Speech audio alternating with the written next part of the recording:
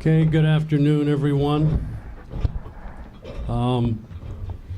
So we have got John Daniels and Chris Young for availability. Tony Beasley will following this availability. And to start this, I'll turn it over to John.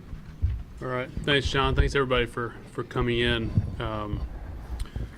As you know, we're here to talk through our decision to let Chris Woodward go as our Major League manager, and we've asked Tony Beasley to be our interim manager. Let me talk a little bit about Woody first. I think it goes without saying for all of you that have worked with him on a regular basis, and certainly the way he's represented himself on the field with our fan base, in the community with our players. He's represented us, the organization, with class and dignity at every turn.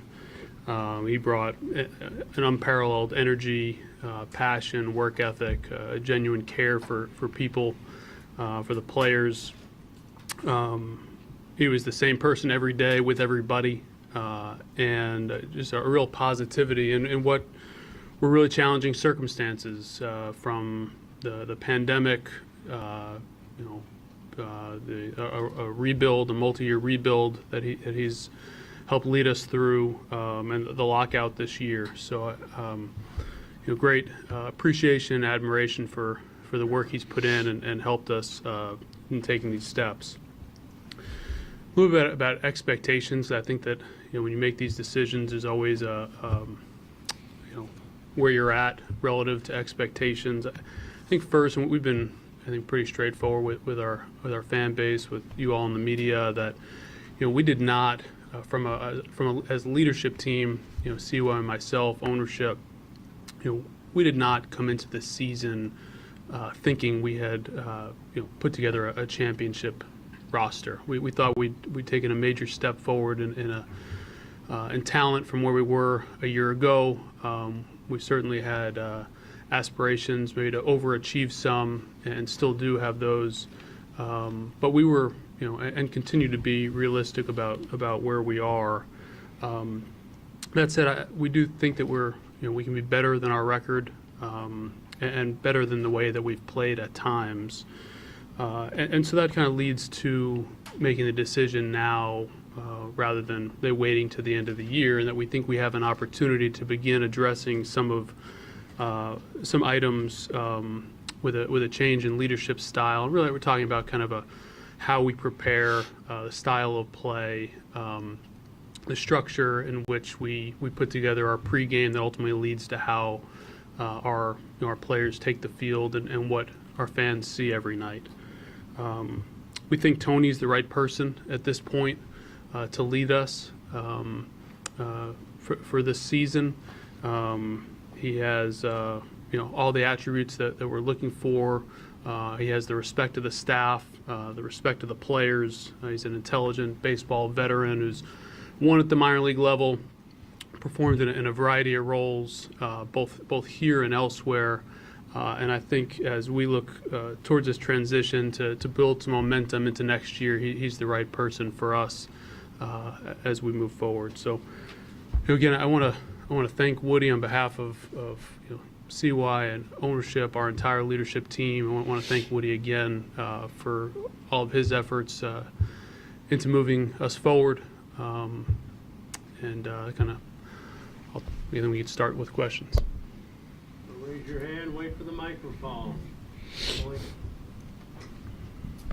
For either one of you, just the timing of this and kind of the thinking behind that, why it was important to make this move at this point in time. Yeah, Emily, I think most importantly, we want to build momentum into 2023. I think there are some really positive things that are happening. We like some of the things that we're seeing, but we recognize there are things that we need to address moving forward, and we could either wait till after the season, or we could get ahead of that and start addressing those things now and creating momentum into next year. And we chose to do the latter in that regard. I think that's really ultimately why we chose to do it now versus wait to the end of the season. Jeff? When you talk about the preparation, how does that change when it's the same staff? What changes need to be made to help them prepare? to take the field every day that you guys were just speaking of? Well, I think it's just the overall structure, the environment. It's not necessarily the content of the preparation, but the way it's utilized, the way we utilize meetings, the way we utilize different resources throughout the day, creating a structure that's really tailored towards winning a game every single day when we come in. And we felt like at times that got a little loose, but ultimately I think that Bees will be the right person to get the best out of our staff and our players moving forward for the last 48 games.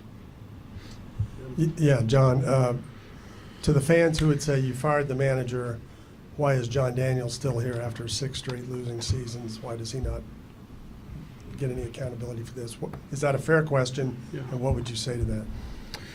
One, absolutely a fair question. I kind of separate accountability and responsibility, and I take a lot of responsibility for our performance over the last 6 years, and we haven't been good enough. As far as my role in the organization, one, we have made a meaningful change in that, and bringing in CY and his role, and as well as others. But ultimately, this is a team effort. It's never, when we were good, it wasn't about me. It's always been a team effort, and I think we have a ways to go. We have a lot of good people here. And as far as my personal accountability or situation, I think that's something we'll address down the line.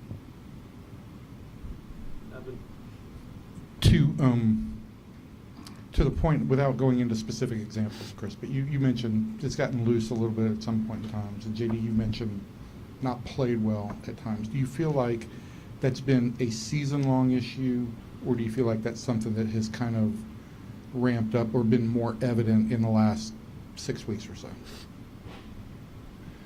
Well, I think it's a combination, Evan. I mean, I think it's reflective in the way we've played to some degree over the past 6 weeks. I think, coming into,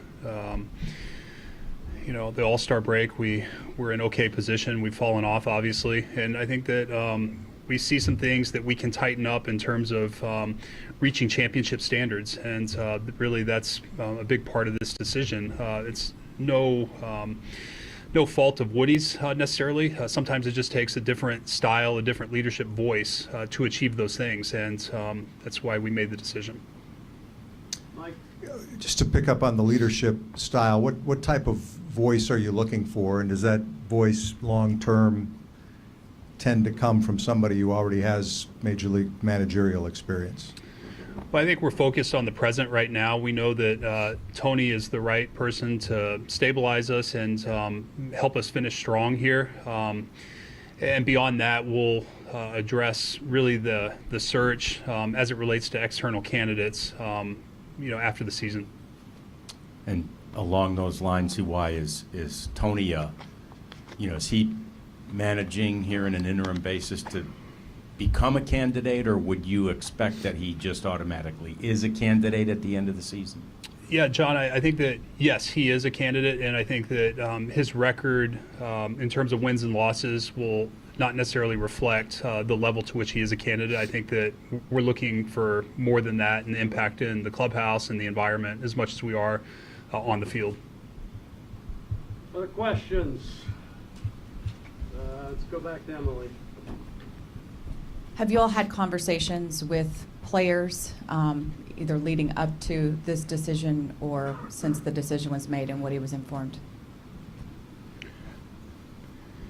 I mean, Tony has today, just briefly. I mean, it's been a number of conversations between when we spoke with Woody earlier and obviously meeting here with you guys. So we met with the team briefly, and Tony had CY was able to address them, and as well as Tony. Tony, I think, has had a chance to talk with a couple of players, but we haven't, beyond that, we have not. Go back to Evan here. You guys, another kind of buzz phrase has been championship culture, right? We've talked about championship culture for the past 2 years.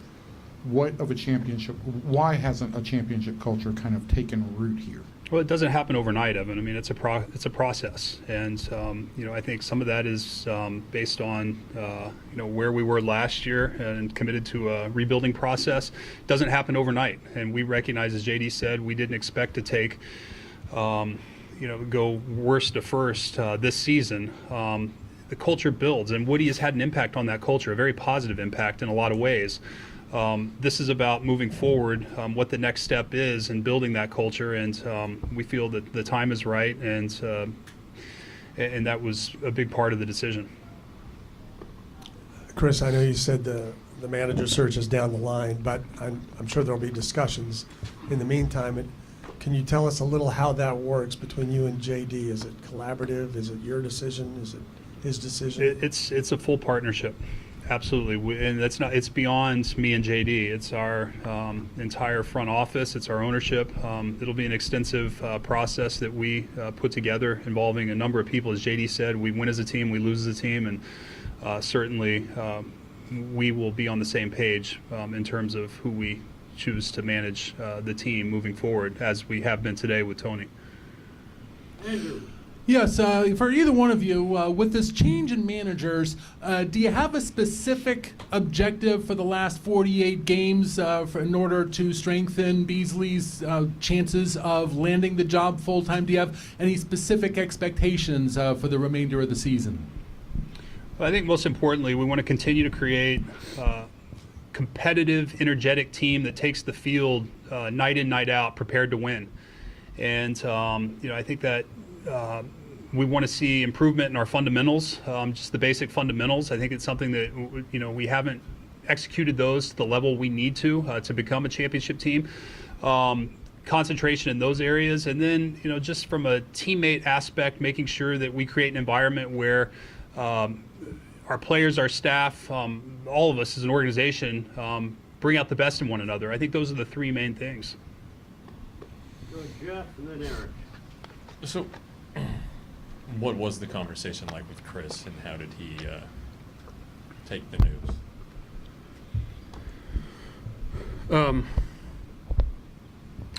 He was, as you would expect, just an unbelievable professional.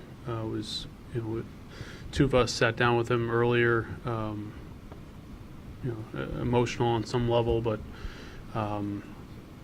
he was really appreciative of the opportunity. We talked about a little bit of kind of where we are as a club, and I think he shares the opinion that we're not as far off as our record may indicate, and we thanked him a lot of the same way, same things I said earlier. We thanked him directly, and then he had an opportunity to talk to some of the staff members and talk to other people he wanted to connect with.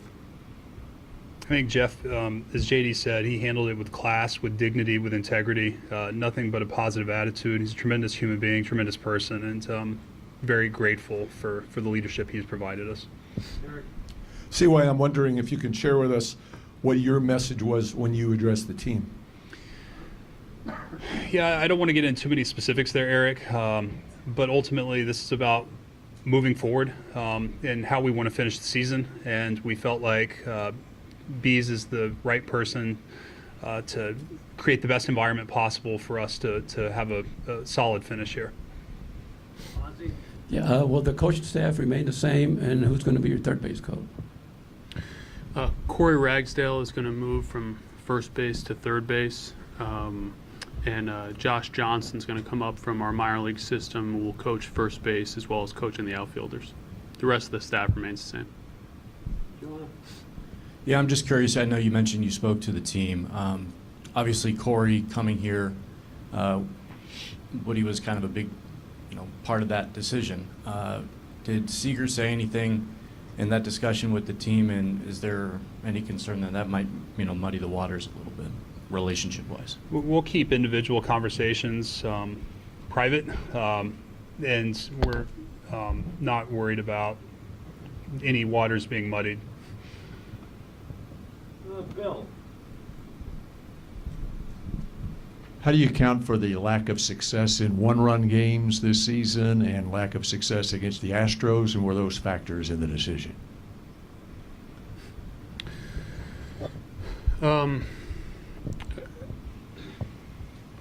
first, the Astros are a really good team. That's probably the biggest. They're extremely talented and they play very well. And we've had a number of one-run games against them as well. But I think the one-run games, there's an element of luck. I think there's also an element that you make your own luck. And some of the small things that we are alluding to, there's rarely one element that goes into when a game is close that is the reason why a game is either won or lost. Right? There's so many events that happen. I think what CY touched on earlier, what we're talking about, and it impacts these one-run games, is the process and the attention to detail, the fundamentals that lead up to those games. Where hopefully, you're slowly, every time you do something right during a game, you're slowly moving the odds a little bit more in your favor and allow your players to perform at their highest level. So that's probably the best way I can answer that. We'll take a few more. Evan Grant. When you talk about preparation, do you feel like you guys need more uniformity in the way this team prepares? Are there too many guys preparing in different manners for the game? Does that impact anything? Well, I think, Evan, too,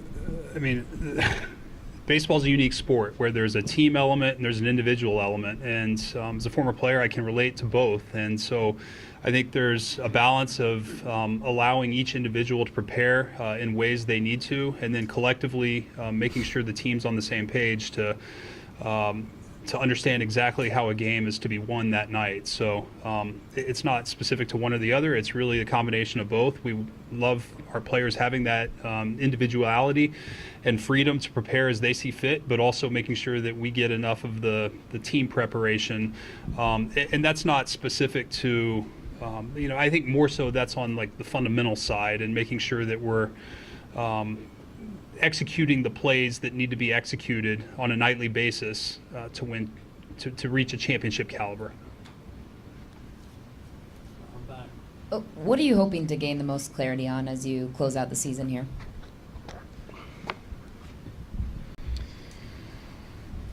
Well, I think that, obviously it's been, we've been tied up with the draft and trade deadline and haven't done, we're not finished evaluating in terms of what this team needs moving forward to be a playoff caliber team in 2023. But I want to be very clear to our fans, that is our expectation. Obviously, I think on the pitching side, we see there's room for improvement. Defensively, I think there's room for improvement there. And offensively, we've done some things really well, but I think there's room for improvement in that facet of the game as well. So, ultimately, I think improving each of those areas and doing it in a way that is consistent with a disciplined, fundamentally sound team is the way we see this coming together. But I want to recognize the positives that have happened. I think we're 5th in the American League in runs scored. Our run differential is a -2 at this point. With some small improvements, all of a sudden we're in a playoff race. And so it may not be this year, but we recognize that this is probably closer than, we believe it's closer than maybe others do. Okay, we'll take 2 or 3 more. Jeff, and then Joan in the back. On everything you guys have said, especially in the open pandemic season, rebuild, lockout, screwy spring, did Chris Woodward get a fair shake to be a manager? Or a successful manager? Yeah. Like I said, I think he had a challenging hand from a standpoint of ultimate wins and losses. Those elements, and really the biggest one is just the rebuild. That we were kind of in between when he was hired. We really committed to a rebuild in the middle of his time here. He was fully on board with that. He embraced kind of the move to a younger club. I don't know your term, how I would characterize it, but I think he made the most of what he had to work with.